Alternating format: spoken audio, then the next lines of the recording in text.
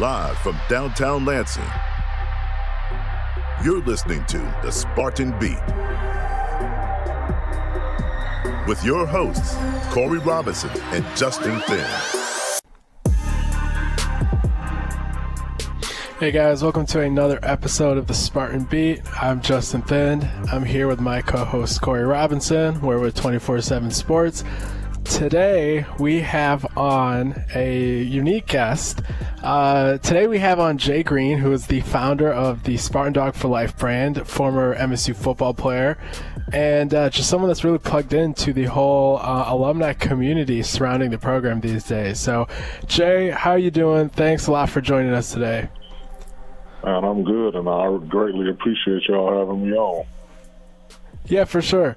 So first of all, let's dive into how the Spartan Dawg for Life brand came into existence. Just like, what was the idea behind that? How did the clothing line emerge? Just let's go back to the origins. So we have a Facebook group of former players, and it's probably like over 500 guys in this group. So whenever people would post, they would hashtag SD4L. So I just kind of, me being me, I just put I don't remember if I'm the one who put the 4 in it or somebody else did it, but I know when I saw it, I liked it. So I was like, I'm about to make me a hoodie. So started off as me making myself a hoodie. One of my not a former teammate, but a former player, Dwayne Hawkins, asked me to make him one. So when I made his, he took a picture and posted it in the group. And like literally as soon as everybody saw it, like the comments just went crazy and everybody wanted one. So, that just kind of, spearheaded what is now SD4L. So what happened was I did an order, and which did very well, got me an attorney, and trademarked it. So, okay. The guys wanted to keep the SD4L exclusive to former players and, former athletes. So I created a fan version, which is S4L, which stands for Spartan for Life. So, it's just something that I've really been having fun with. It's really not any pressure because usually when I do it by pre-orders, so I don't just have a bunch of stuff sitting around that, I got to sell. And, I explained to somebody the other day, I'm just like a woman in the closet playing dress-up because that's, I just basically experiment with a lot of things, and then if people like it, then I'll put it out. If they don't, then I just, keep on moving. Yeah, definitely. So I know when I talked to you at the last MSU football camp, the coolest thing that I heard about kind of how the brand was taken off was you mentioning that you got the apparel in the hands of the MSU coaches, and Mel kind of wore it one day on a social media thing. So talk a little bit about how that came together, and then I guess how you felt when you saw that, and just like that whole angle of the staff embracing the line. So what's crazy about that is when I decided to do it, that was one of the first things I said. I know Coach Izzo, have known him a long time, and I've been able to meet Coach Tucker and talk to him. So I was like, I want to give both of them a sweatshirt, and not just for media purposes, but because they are a part of, what we do. Like they're the head of what we do. So I just wanted to get at to them to make them feel a part of, what was going on. And I just only felt like it was right, to do that. So when I gave it to both of them, I did ask, I was like, if you can, let me get a picture. And it was just something that I wanted to have. So one day, they had an open practice for former players during spring ball. So that morning I get a picture, with Coach Tucker with the sweatshirt on. So I'm thinking that, he just took a picture like I asked and sent it to me. Get out to practice, and he still got the hoodie on. So I'm like, oh, wow. I'm like, now I'm realizing what's going on, because even the former players, so he got a different hoodie than what the players ordered. So his was kind of, better material, and like I kind of went all in on his hoodie, which I give is only right because he the head guy. So you know, a lot of guys was making comments about how nice it looked, and so then while we out there watching practice, like my phone is just going crazy, and like if you know me, like I'm pretty much to myself and don't talk on the phone a lot and don't do a lot. So the way my phone is going is like I'm thinking something is wrong. Like I'm literally thinking something is wrong, but I look and I see a picture, you know, people posting a picture with him with the hoodie on. So then, you know, what was crazy about that was like I follow him on Instagram and I follow like the football program and and all MSU on Instagram. So I'm looking in the comments, and everybody is like, "Where can I get that hoodie? Where can I get that hoodie?" So you know, that's kind of the story behind that, and that just kind of took on a life of its own. So you know, whenever I do something or experiment, or if it's just something that I think that they gonna like, I will, you know, present it to him. So right before another story is right before the recruiting started June 1st, I gave all the guys on the coaching staff like a Spartan Dawg for Life care package, like kind of welcome them to their family, and you know, and so the shirt that you saw him when we were at SpartanDawg.com, that was one of the shirts that I gave him and the rest of the staff. So. Gotcha. So, hey Jay, it's Corey here. How you doing? I'm doing good. Thanks for coming on. Another angle, I guess, we go is you guys, I know, have been around and, you know, been following the program. I know Big Movie, he's my guy, so I know kind of the stuff you guys have been doing in the background. But how do you think your clothing line with the fan base getting involved with it even too? I think that kind of even highlighted it even bigger along with the players and the coaching staff. Yeah, and I think, like, for me, the biggest thing is, with me, it's not really about money. It was just something, you know, that I started doing, and if I make a lot of money over it, you know, I'm never mad at that. But if I don't, like, it's not going to make or break me, you know. So it's just something that I'm really having fun with. I definitely appreciate all the support and people, you know, liking or not liking, because, you know, I know that, you know, there are some things I can improve on, and I'm learning as I go. Like, this is different.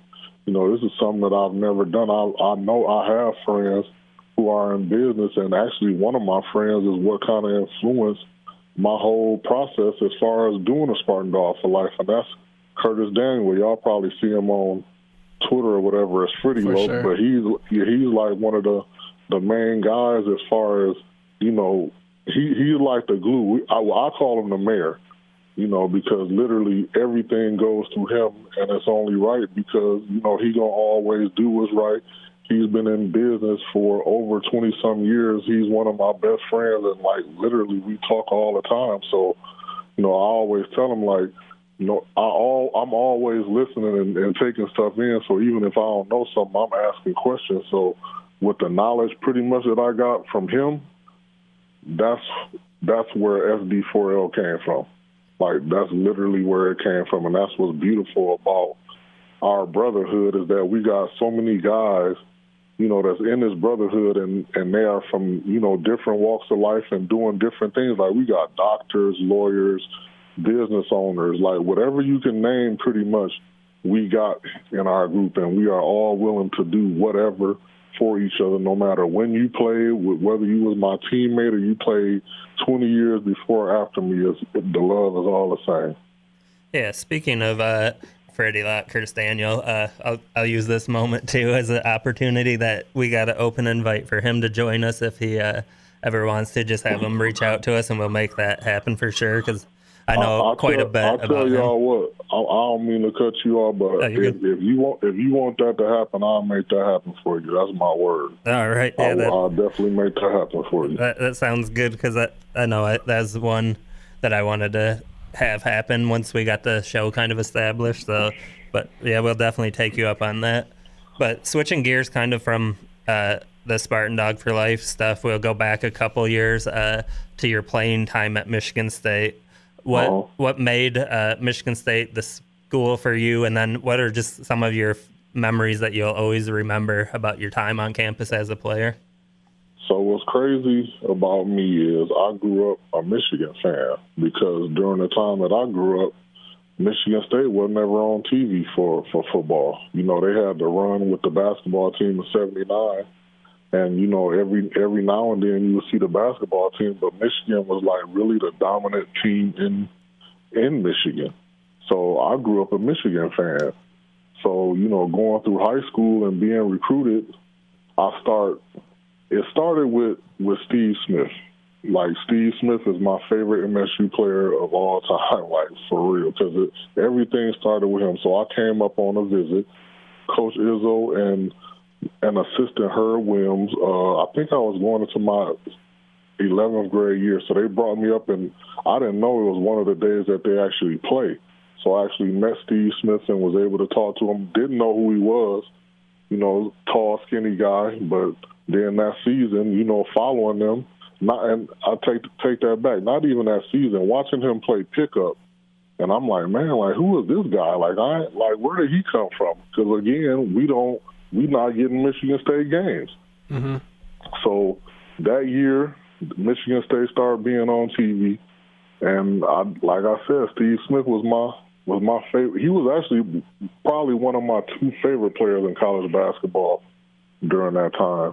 And I literally just always wanted to play with him. So Michigan State was pretty much through high school always on my radar, and it was going to be hard to beat them. So what happened was my senior year, I wound up tearing my knee playing football and wound up coming to Michigan State to play football instead of basketball because, you know, after, like, then having a knee injury was like a death wish, you know, like, you ain't coming back from that because they ain't have all the technology, you know, things to get through it that they have now. So, you know, I rehabbed for 2 years, but during that time I put on probably about 50, 60 pounds, you know, so, you know, I had to go from being an All-American wide receiver to a third-string tight end. But a lot of my fondest memories is just, you know, the brotherhood. Like, you know, the games are, you know, that's like a thing in itself. Like, you can't imagine playing in front of 70, 80,000 people or going like down to Michigan playing in front of 100,000. Ohio State and Penn State are always the loudest stadiums that I've ever played in. And it's, you know, just to be a part of what you see growing up as a kid on TV, even though I wasn't, like, you know, the best player on my team and none of that, but just to experience that, you know, what was amazing. So that's in a class by itself. But just, you know, watching guys that I came in with, I'm sorry, we all went literally from boys to men together. Like, I had my son when I was 20 at Michigan State, you know, so I became a father, and I took that, you know, very seriously. But having all of these guys who, you know, I knew no matter what, you know, they had my back, and it was the same with me. You know, we all had our flaws. We fought, you know, but at the end of the day, we could mess with each other, but couldn't nobody mess with us. You know, and that's that. What's amazing is that it still holds true to this day. Like, all of the guys that I came in with, I'm still great friends with, like Neil Coleman, Curtis, a friend of mine, Corey Baker, Eric Williams. Like, we all came in together, and we close as when we came in, and it's a beautiful thing. Like, really, it's a beautiful thing. So those are my fondest memories, is being with those guys and seeing how we've all grown. I mean, like, it's been 30 years. And when I say that, it sounds crazy to say that it's literally been 30 years, but whenever we get together, it's like, it's always the same because we all so happy, you know, to see each other and be in each other present, because now that we older, we can't do it as much. Yeah, those are the kind of insights that we knew that we had to have you on the show, because that's exactly what people need to understand, that this Spartan Dawg for Life thing is not just a hashtag or a phrase on a clothing line. It's like an actual bond and like a community. So speaking of that, it was probably great for you to kind of be a part of Spartan Dawg Con, and just kind of a reunion sort of deal where Mel Tucker was kind of embracing the alumni base. So can you talk a little bit about, I guess first just what it meant, and then afterwards just run through and kind of outline, like give a brief, I guess, summary of just how the whole entire event went? Let me first say that Coach Tucker has done an amazing job with the people that he's hired and the leeway that he gives them to make things happen. So one, I'm speaking of Darian Harris first and foremost, because, you know, I had always heard, you know, from the time, even the time he was playing here, that like he was the anointed one. Like people would joke like he's gonna be the next athletic director, and you hear that, and you know it's kind of, you know, you'd be like, oh, okay. But to actually see him and how smart he is and intelligent, because I always listened to him on Jack. So I actually took his place after he left, you know, to go on Jack. So, you know, I have some huge shoes to fill, which ain't been easy, but I'm trying to do it. But, you know, so it started with him, and I think his name's Saeed. I'm sorry if I'm saying the wrong name. The guy that came from Wisconsin. Yeah, you're right. They put this together. Yep, they put this together, and what was amazing is they did this all within 30 days. I think we got the notification on like July 8th that it was going to happen, and the event happened on the 23rd. No, I'm sorry, the 31st. It wasn't the 20. I'm thinking 23 days, but it was on the 31st. So you got guys, I mean, over 100 guys. You know, they pick us up in the shuttle bus, take us to Coach Tucker's house. And first of all, for this, I done been a part of this program for 30 years, and I ain't never been to no head football coach's house, ever. So for him to invite us to his house, like, that's major. Like, you just don't get that. You show me where else in the country that a head coach is doing that. The Spartan Dawg Con, I think, is some, again, Darian being innovative, because it wasn't just about, you know, guys coming back. It was about guys coming back and them educating us. So we had, you know, the nutritionist. We had the strength coach. We had Keith Nickel, who did a presentation. We had Curtis and Tico, who talked about, I'm sorry, not Tico, TJ, who talked about business. Then we had some of the coaches come in and explain, you know, what's actually going on, so when we watching games, we can fully understand, you know, what they doing and not be like, you know, what's going on pretty much. So, and then they had they had recruits. They had a former player panel with the recruits, so they could, you know, talk to them and give them wisdom and, you know, do things like that. But to me, the biggest thing was, so they took us over to the stadium, bussed us over to the stadium.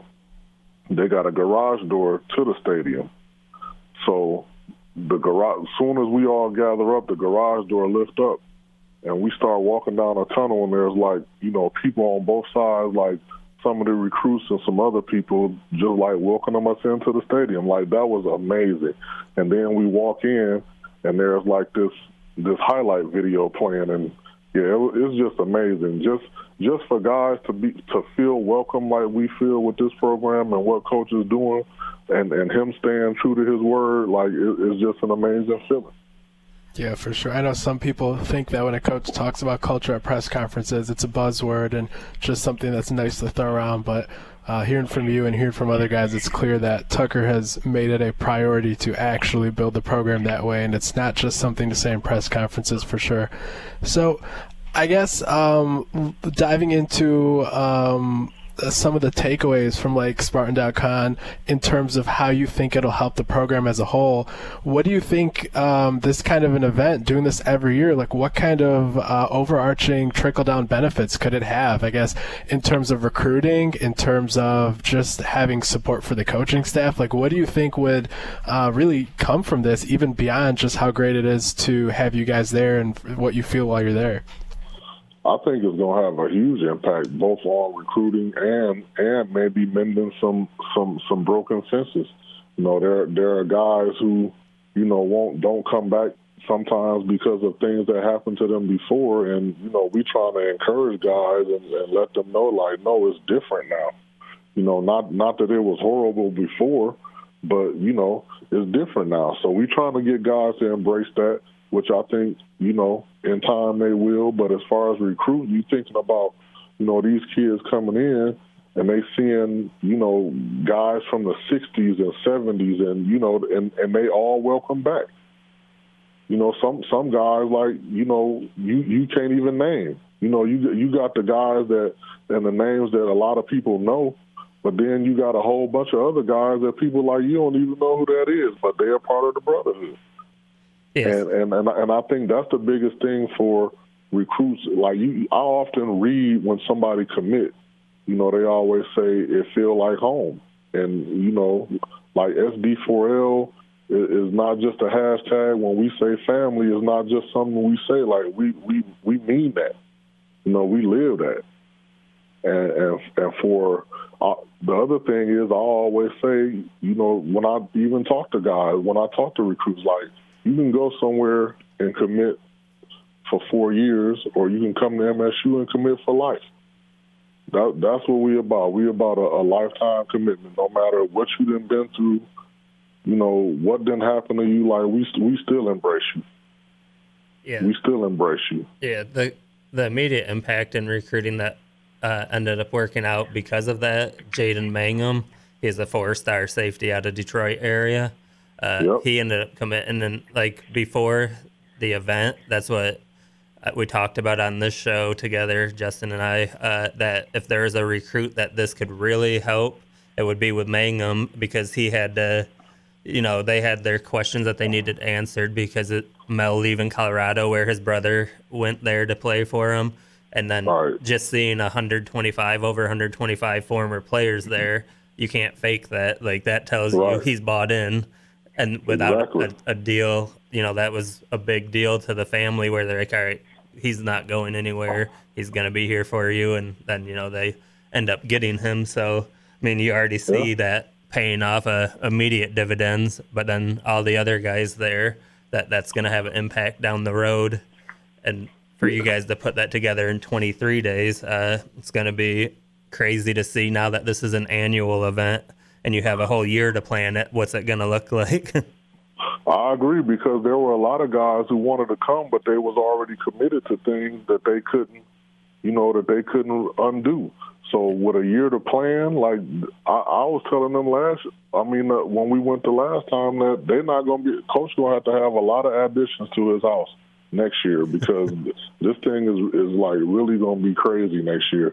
After guys have seen all the pictures and, you know, like, they gonna get it. So, yeah, I think this thing is huge. He's a man of his word, like I said, and I'm excited about what's to come. I told somebody the other day, I have never, ever heard a Michigan State football coach mention winning the national championship. And if that don't get you excited as a Spartan fan, I don't know what will. Yeah, I'm excited to see, too, because I know you guys have an invite for game days, too. So to be able to see a lot of you guys on the field during the games, I think that's going to add another element if that ends up happening like I expect it to. Yeah, and another thing, before we get off here, I just want to say that guys like y'all don't get the credit that y'all deserve, and I know that, you know, the work that y'all do is not easy, regardless of what people think. You just can sit at a computer and type, but it's not. It's a lot that goes into that, and I know, if don't nobody know, I know. So I greatly appreciate, you know, this access and being able to come on your platform to tell my story and also give y'all some insight. Really appreciate that, Jay. One thing we wanted to let you talk about, because speaking of insight, you'd have definite close insight on this, but Alan Haller has been getting a lot of buzz recently for having fan support, alumni support from you guys, and there's an open letter that you guys put out on YouTube, and just wanted to get your thoughts on his candidacy and what he would bring to Spartan Athletics if he were to be that guy, and yeah, just let you kind of talk about that and give you the stage there. So first and foremost, I love Alan Haller to death. Like, I tell him all the time how much I appreciate him. Like, when I came back to school in 2011. I had a year to finish my degree. And one of the first things I did when I came back was I went to see Alan because I knew he was working here. And I was just going to see him to let him know I was back at school. But he literally, took me in and put me in position to be able to do some of the things that I've been able to do and meet some of the people that I've been able to meet around here. And I've seen him, I sat in his office and watched him work and seen him take some hits, for some things that he probably shouldn't have to take hits for. But at the end of the day, we're talking about a guy who is, who was born in Lansing, went to high school in Lansing, was a track star and a football star at Sexton, came to MSU, played for 4 years, went to the NFL, came back to MSU when he was done as a police officer, got hired from there into the athletic department, worked under what a lot of people consider the best athletic director in MSU history, and when he was here, was one of the best in the country. He brought you on, and you worked up under him. So if that's not qualified, I don't know what is. And yeah, I might be biased, and everybody has their opinion, and I respect that. But when I've actually seen the work that this guy does to keep us former players relevant, and, there are a lot of places where, former players can't get tickets to games. Like they could even buy tickets to get to games. This man makes sure that any former player who wants it has 2 complimentary tickets to 3 home games a year of your choice. Now you tell me where they're doing that at. Why wouldn't you want him to run your athletic department? He's been a part of everything that's happened up to this far from 2008, 2009. He's been there for 11 or 12 years. Yeah, it's clear that the culture at MSU, which you've talked about the entire episode, would definitely be continued under Alan Haller. So definitely see his resume and why he'd be a good fit. And yeah, I definitely see what you're saying about his qualifications for sure. But Jay, thank you so much for your time. Hopefully we didn't take up too much of it, but we really appreciate all the insight you gave us. And just thanks a lot for going into so much detail about everything. Really appreciate it.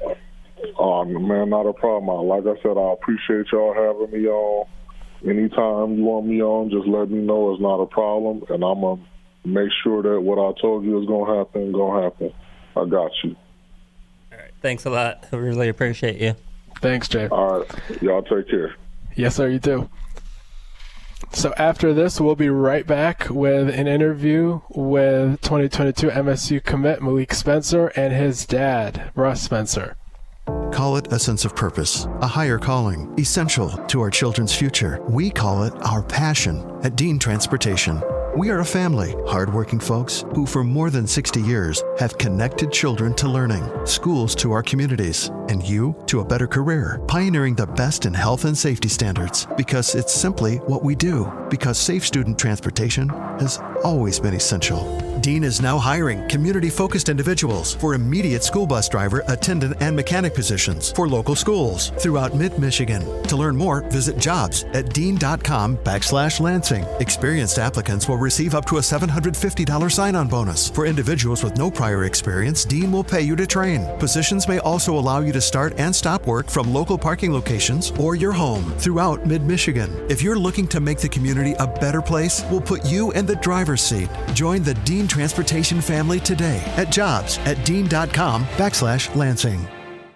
Thinking of a new air conditioning unit for your home? Hi, Peggy Doty with Doty Mechanical. A new Carrier high-efficiency AC unit will lower your energy usage and increase your home comfort. Current Carrier Cool Cash offers and available utility rebates mean your savings have never been better. Call Doty Mechanical today at 327-7777 or visit us at dotymechanical.com for your free estimate. For heating and cooling, the names to know, Doty Mechanical and Carrier. Turn to the experts.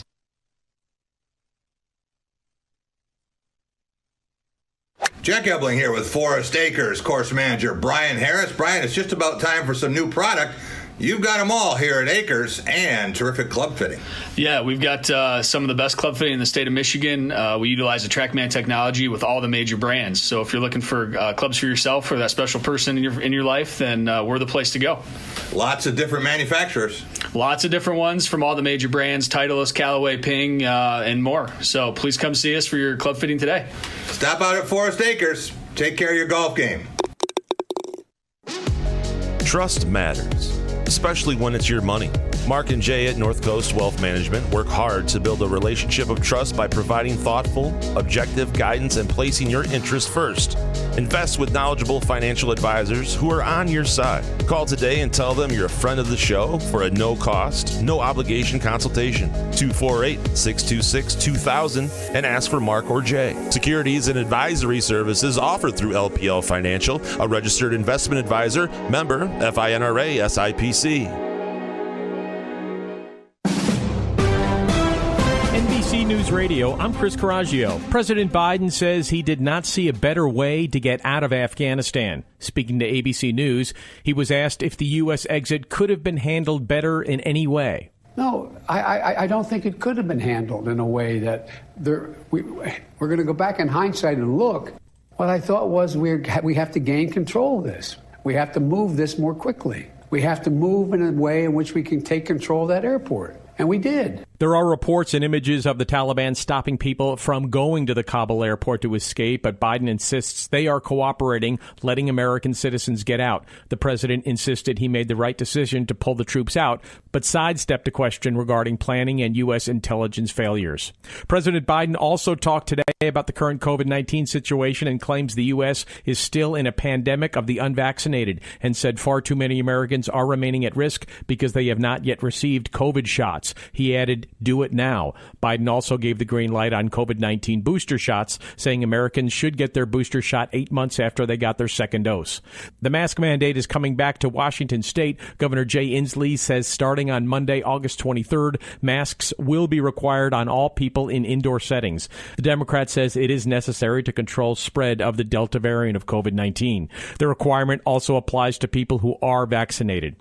All three major stock indexes are finishing in the red for a second straight day. This comes as the Federal Reserve released its July gathering meeting minutes, which reveal a possible dial back on its monthly bond buying program. The minutes show the economy reached its goal on inflation and the progress of job growth was close to being satisfied. At the closing bell, the Dow Jones Industrial Average dropped 382 points. The S&P 500 fell 47 points to 4,400, and the Nasdaq lost 130 points. You're listening to the latest from NBC News Radio.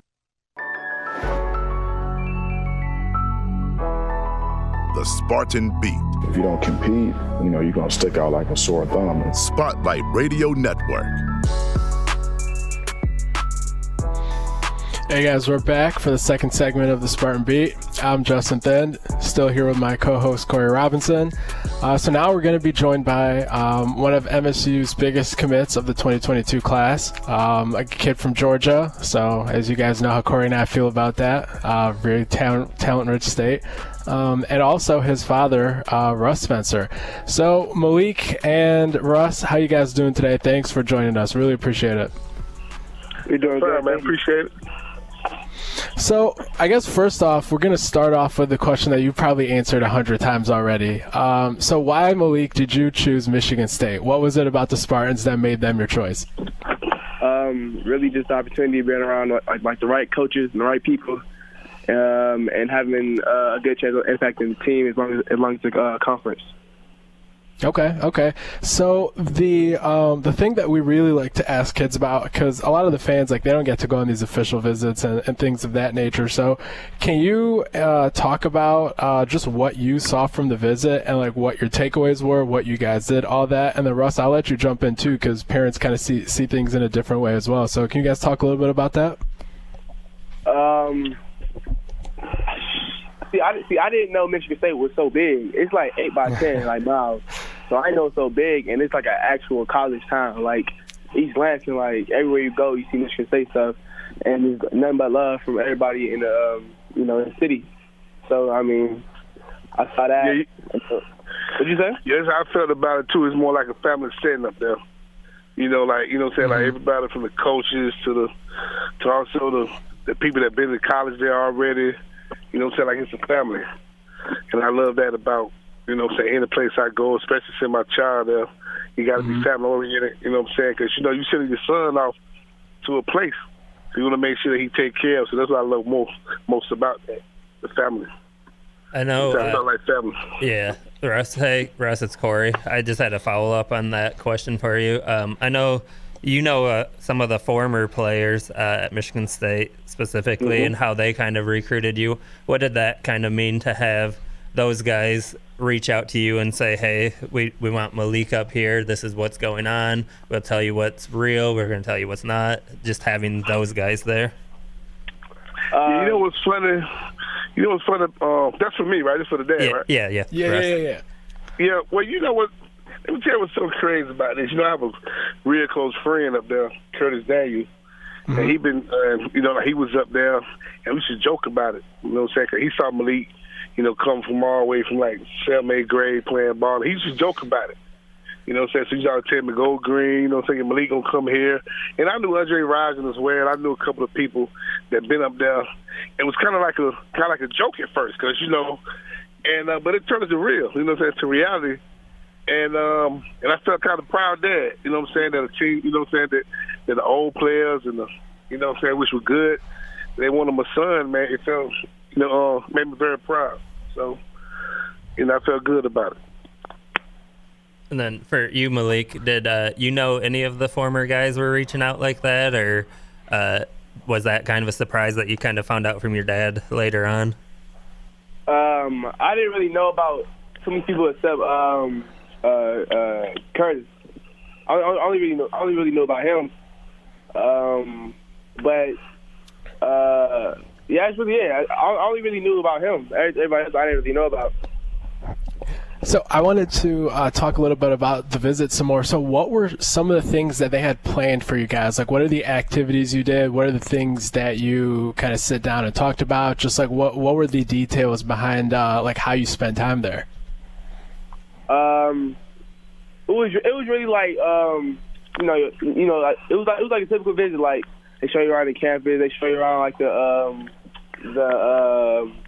buildings, the athletic building. They show you how everything is. It was like a regular visit. Like, okay, it wasn't like nothing where like they took us, across the state or nothing like that. It was like a regular visit. Mm-hmm. Yeah. So when you did commit, obviously before that visit, was there a moment that you just kind of that clicked that you knew, like, yeah, Michigan State's where I need to be? Yes, sir. I actually, because I committed in like March. I was actually ready to commit in like January, but it was just like I didn't want it to be too early, so I kind of waited out. But just Michigan State, like their consistency, like throughout the whole recruiting process, like from August 1st till then, like it was just on me every day, like every week. They'll, check up, see how I'm doing. Ask about the game, like they actually cared. So when it got time to see what school I wanted to go to, it was only right but to go to them. What coaches was your primary recruiter, or then just some of the other coaches that really played a major role in getting you here to East Lansing? Coach Tillman. I thought him the most out of the whole staff. It was Coach Tillman. So, Russ, did you talk to any of the coaches either when you guys it was still Zoom recruiting or like when you were on campus? So, like, who did you talk to? What are your thoughts about them? Because I know parents kind of see things a little differently when it comes to recruitments and what kind of things matter to them. So, can you talk a little bit about that insight? Yeah, I talked to Mel. I talked to Tavares. Tillman was Tillman. I talked to Mel. I talked to a couple of more coaches, and I talked to the administration a little bit too. And one thing I want to get get across, during these times, because, a lot of people, like I'm in the music business, so I know how to develop an artist, I know how to develop talent, and I know how to seize talent. So I looked at it the same way that they was coming to my son. So my thing is never lie to my son. And that's what I want to get across, while they were trying to recruit him. I always just look, just keep it 100 with him. Just don't lie to him because I don't lie to him. And that's the only thing that matters to me. Because they was on, like Malik said, they was on him. They showed him they really wanted him there. And they did all the right moves to do that. And they was doing it for a while. So, that's the only thing I was on. Just don't lie to him. Don't tell him that he going to come and play and don't play. Don't tell him nothing like that. Just tell him, go hard. Because he been playing ball since he was 4 or 5 years old. Mm-hmm. And I've always told him, Malik, you got to play like you want it. So you got to go hard. When you practice, you got to play like you're in the Super Bowl. Because if you don't kill on the field, you won't get in the game. So that's instilled in him. So, So my thing was, once he get on that field and show him what's up, we all be good. We all be green, baby. So switching over to the field, Russ, what was Michigan State's approach of like how we're going to use your son out there, and how do you see him fitting into what they're trying to do and just the Big Ten in general? Because for me, I thought he was like the perfect safety or box safety type of player for Michigan State and what they're trying to do. Yeah, and that, what I loved about it the most is it's kind of like the same thing. They want to play him the same way Buford playing, and I think that'd be a nice fit. You know what I'm saying? So he kind of just like he go up there right now, his size, and just working on some most, IQ, stuff like that. But I love the way that they matched him. You know what I'm saying? They gonna use him the same way Buford used him, And that's what I liked about it, because we do that. He's just continue the game he's doing now. He's growing every season. He's growing. So that's a perfect fit for me. And then, I know. Sorry about that. Oh, go ahead, Corey. So Malik, what position do you like best? Do you think back in the traditional safety, or you want to get up in the box where you can maybe lay a few more hits? Because I know you like hitting people. Yeah, I most definitely like that box safety type thing, because it's like the whole cover people the whole game. It's cool, but I would rather be physical. I'd rather be more in the mix. So I like that better. Yeah, for real.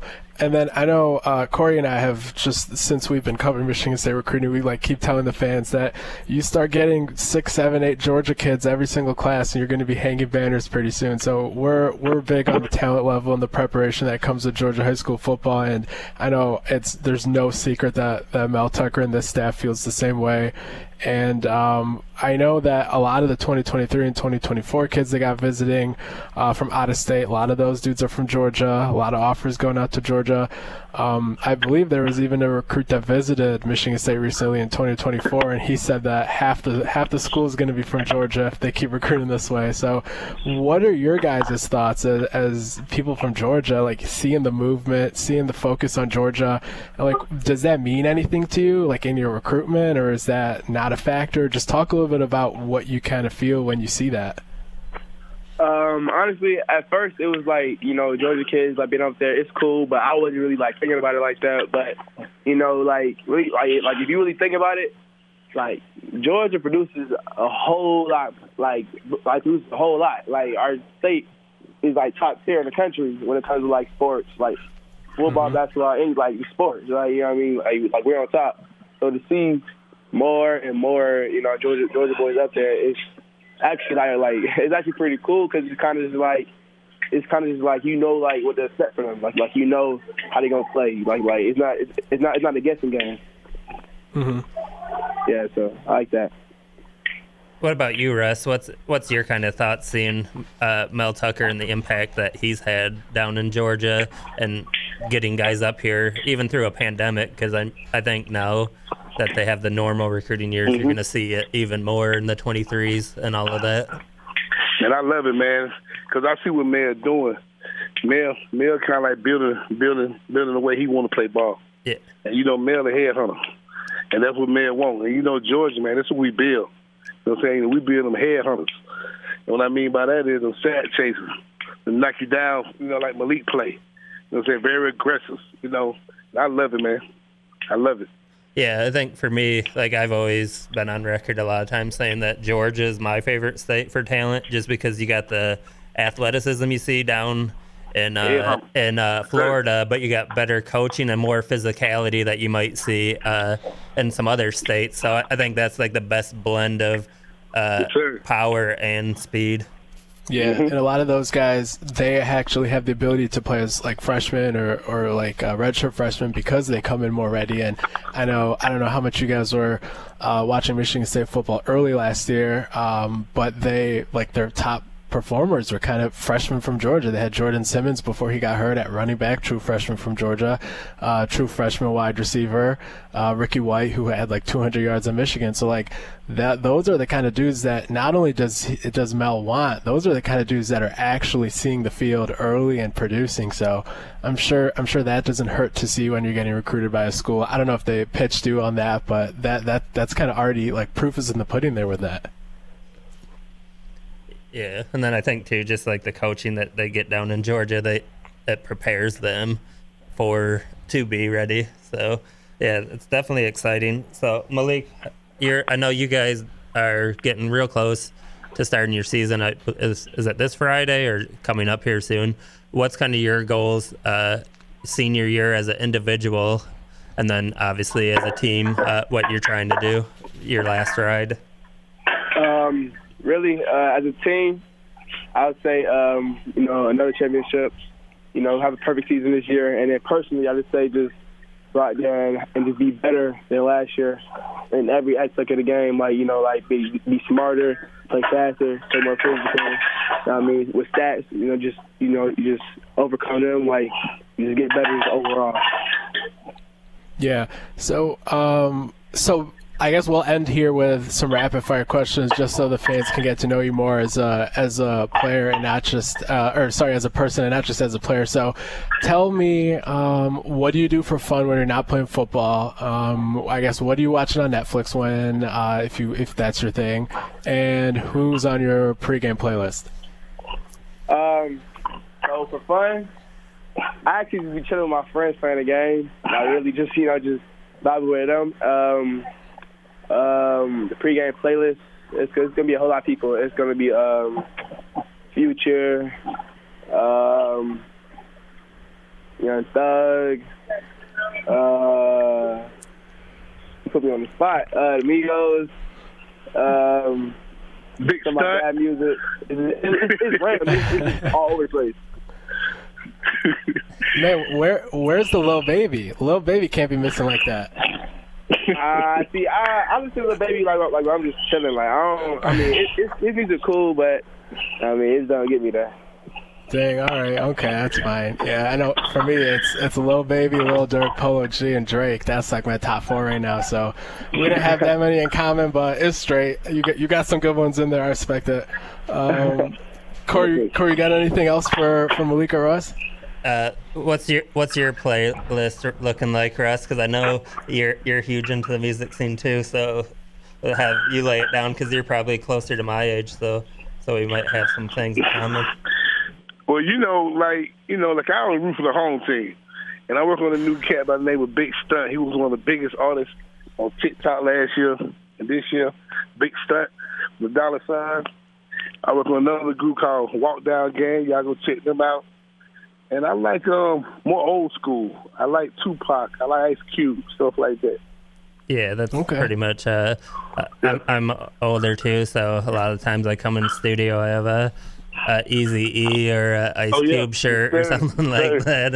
And Pac, I think, is my all-time favorite. But All right, guys, we really, really appreciate your time. I know the fans have been wanting to hear more from Malik recently for sure, and we'll be sure to cover him a lot as his football season goes on this year and as he transitions to Michigan State.